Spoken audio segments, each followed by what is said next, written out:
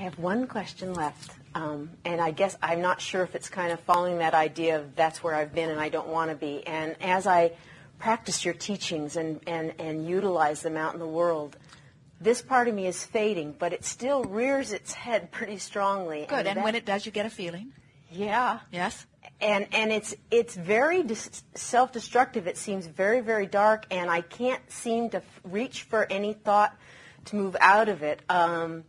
And I will go into like an intense crying or feeling so lost that I don't have my life Well, essence. when you get into that strong place of disconnection, Yes, and disconnection is really too strong a word, because you Yes. can't get disconnected. You could pinch yourself off so well you'd croak, and then you just reemerge back into it fully. But we use the word disconnection because it gives you a sense of what you are doing in this moment.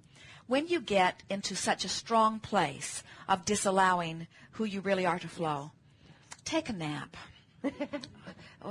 Really. Or do something to break the evil spell, so to speak. Because by withdrawing your attention from whatever it is, it gives your vibration an opportunity to adjust to the new and natural level. This is something that most of our physical friends really still do not get. Your natural vibration is in this high, pure, fast place. Sometimes you come to gatherings like this because you want to learn how to raise your vibration. And we say, you don't have to learn how to raise your vibration. You just need to learn how to stop not allowing, it's sort of like the cork that bobs on the surface of the water. Let go of it and it'll float. That's naturally who you are. When you're holding on to it, you're holding on to a thought that's not allowing it to float. But when you distract yourself, it floats. And so when you get into that strong place, sometimes rather than trying to talk yourself out of it, it is easier to just take a nap and wake up in a better feeling place and then go back to it from that better feeling place. So that plays out like this.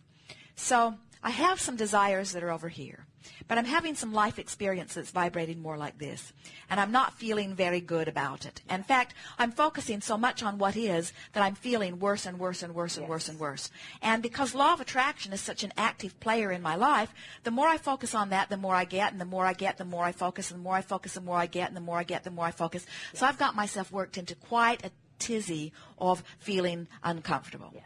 And this is my range of thought. And I'd like to be over there in those bright, fluffy thoughts. But when I swipe my access card, I don't have access to any of those. So I just keep banging around over here, feeling terrible about it. So now I'm reaching for the thought that feels best, but all that does is remind me of the horrible place I'm in. And I reach for the thought that feels best, and all that does is, so take a nap.